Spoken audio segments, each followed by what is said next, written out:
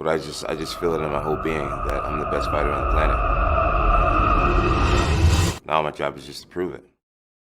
You've been saying something that I find to be very interesting, that the butterflies in your stomach are in formation. Right. I've never heard that before. I think it makes a lot of sense. What do you mean by that? Elaborate. What I mean by it? Okay, so the butterflies in formation, basically it means when you have butterflies and you're feeling anxious and you have anxiety or nervous, that's when you're most powerful, I believe. And either you can, you're most powerful. So a lot of people, instead of homing this power, and using it, they allow it to just consume them. There's another quote that says, a big challenge or big pressure is like a fire. It's like a raging fire. Either you can allow this fire to consume you and just take you over completely, or you can gain control of this fire and harness it, and you blow it right at your opponent like it's Dragon Ball Z style.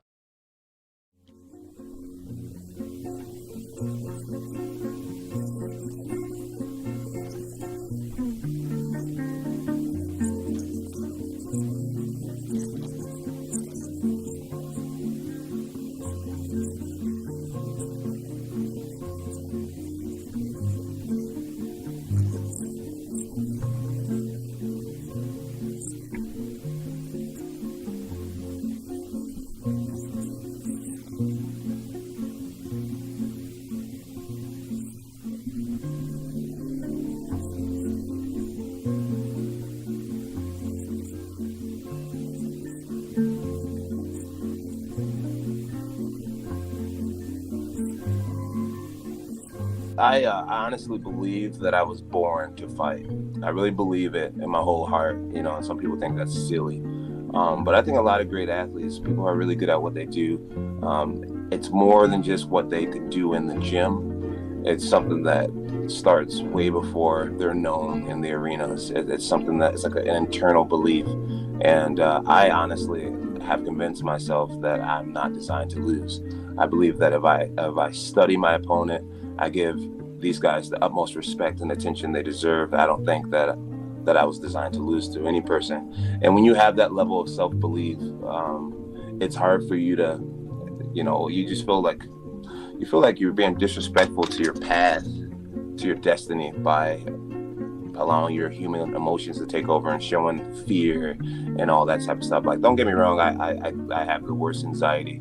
I get very nervous, but I owe it to myself to not be afraid, and I owe it to my beliefs to just fucking get out there and do something rare and special. Yeah, there's a lot of mental that goes into it that I don't think people realize. But the goal is to just conquer that.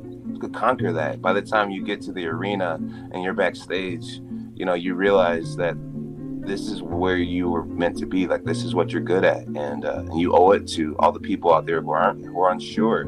Like, you owe it to them to be as excellent as you can be when you found what you're good at. And the way I look at anxiety is it just means that you care.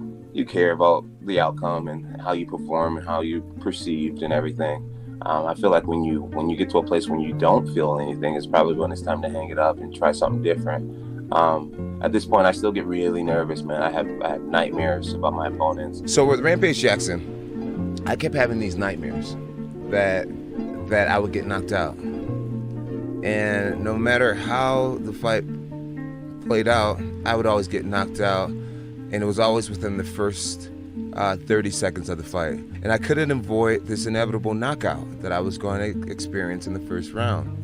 And, I'm a big fan of sports psychology, so I call those red zone thoughts, and I actually learned that from Rashad Evans. When you have a negative thought, immediately cancel it with a positive thought. Instead of thinking of somebody beating your ass, you think of yourself exhausted, you're winning, fight's almost over. Sure. Just think something positive. On fight night, I felt like I was going to get knocked out, and I felt like this was coming for me. I felt like energetically, like I was getting these signals from a higher power that, like, John, this is going to happen to you tonight.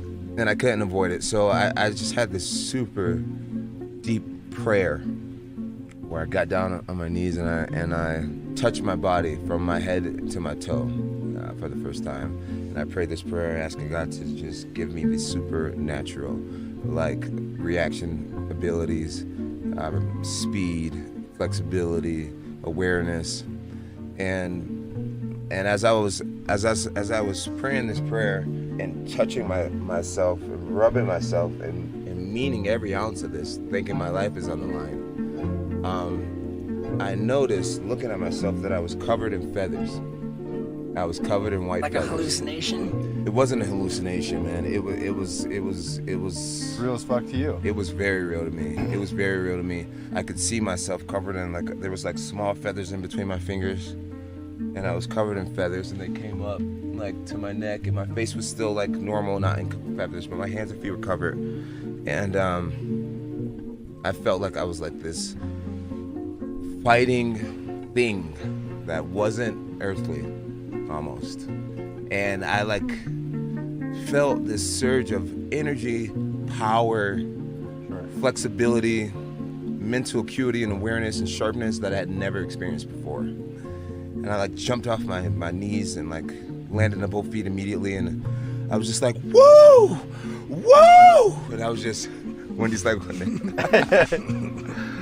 my coaches was looking at me like they could feel like, okay, he is pumped up. And Coach Winkle John's like, let's hit. And immediately I kicked the pad, and it was like, boom. And it was like, whoa. And like my kicks were lightning fast, and I didn't need to stretch anymore. I didn't need to warm up my lungs anymore. My kicks were going up high. I was jumping higher. I was kicking faster and higher.